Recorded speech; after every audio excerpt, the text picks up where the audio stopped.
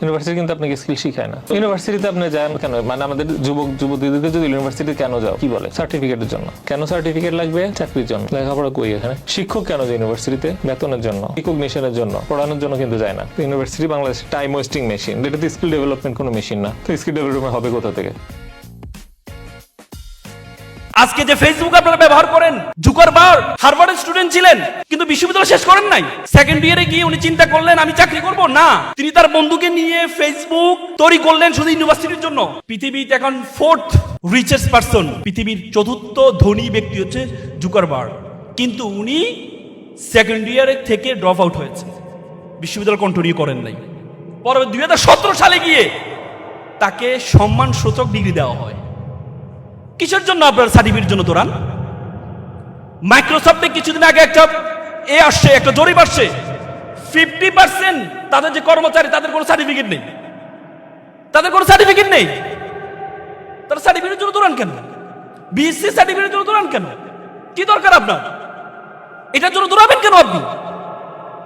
এটার জন্য দৌড়াবেন কেন আপনি?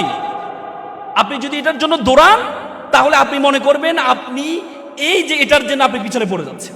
এই জন্য আপনারা এখানে যারা আছেন, আপনারা এখানে যারা আছেন, আপনাদেরকে আমি যেটি বলতে চাই সেটি যে মার্ক জুকারবার্গ তিনি যদি সেকেন্ডে ড্রপ আউট হইতে পারেন, তিনি যদি মাইক্রোসফটের প্রতিষ্ঠাতা ছিলেন কে? বিল গেটস এর drop out student. Bill Gates এর আপনি তার উইকিপিডিয়াটা দেখবেন, বিল গেটস এর আপনি উইকিপিডিয়াটা দেখবেন, সে হার্ভার্ড ইউনিভার্সিটি শেষ করতে পারেন নাই। সে যখন ইউনিভার্সিটিতে পড়ে তখন তাকে বড় বড় কম্পিউটারগুলো তাকে ব্যবহার করতে দেওয়া হয়। বড় বড় কম্পিউটারগুলো অফিসিয়াল কাজে তখন কম্পিউটার ব্যবহার করা হতো। বিল গেটস চিন্তা করলেন আমি বড় কম্পিউটার ব্যবহার করব না, আমি এমন একটি কম্পিউটার আবিষ্কার করব যেটা ঘরে বসে ব্যবহার করা যাবে। ইউনিভার্সিটিতে বের হয়ে গিয়ে প্রায় 20 ঘন্টা প্রোগ্রামিং করে মাইক্রোসফট এবং মিনি কম্পিউটার উনি আবিষ্কার করেছিলেন। পরবর্তীতে ওনার অধীনে যারা ছিলেন তিনি তার অধীনে পরবর্তীতে চাকরি করেছেন। বিল গেটস তার একটা বই আছে রোড অ্যাহেড, চমৎকার একটা বই লিখেছেন। তিনি তার মা ছোটবেলা তাকে একটি পরামর্শ দিয়েছিলেন, বইটির মধ্যে উনি লিখেছেন। তিনি বলেছেন তার মা তাকে বলেছিলেন you have to be exceptional, তোমাকে ব্যতিক্রম হইতে হবে। ড্রিম বিগার, তোমার স্বপ্ন হবে অনেক বড়। রিড বুক, তুমি প্রচুর বই পড়বা।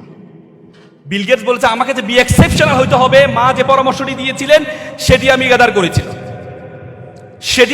করেছিলাম।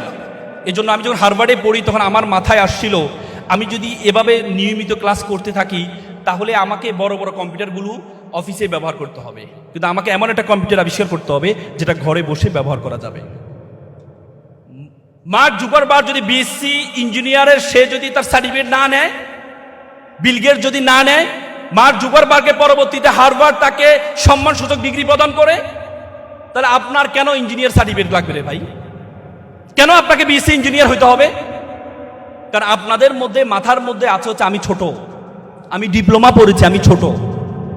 এই ছোট মানসিকতা আপনাকে দূর করতে হবে। ছোট মানসিকতা আপনাদের মাথা থেকে দূর করতে হবে। ছোট মানসিকতা যদি আপনার মাথা থেকে দূর করতে পারেন আপনি সেরা হইতে পারবেন। এই জন্য এখানে যারা আছেন আমি প্রত্যেককে বলবো আপনারা প্রত্যেকে উদ্যোক্তা হন, মার্ক জুকারবার্গের মতো উদ্যোক্তা হন। এমন একটি জিনিস তৈরি করেন যারা বিএসসি ইঞ্জিনিয়ার চুয়েট থেকে পড়েছে তারা আপনার অধীনে চাকরি করবে।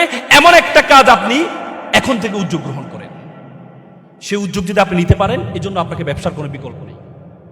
এখনকার বাবা মায়েরা যেটা দেখলাম একটা অসুস্থ প্রতিযোগিতা, সার্টিফিকেটের পিছনে এমন ভাবে ছুটে চলছে যে আমার ছেলে ক্লাসে নাম্বার 1 হইতে হবে, তাকে প্লাস পাইতেই হবে, এবং এটা করতে গিয়ে এমন ভাবে টিচার দিয়ে ঘিরে রাখতেছে, এমন বই পুস্তক, এবং সারাক্ষণ শুধু তাদেরকে কারেকশন, এটা করবা না, এদিকে যাবা না।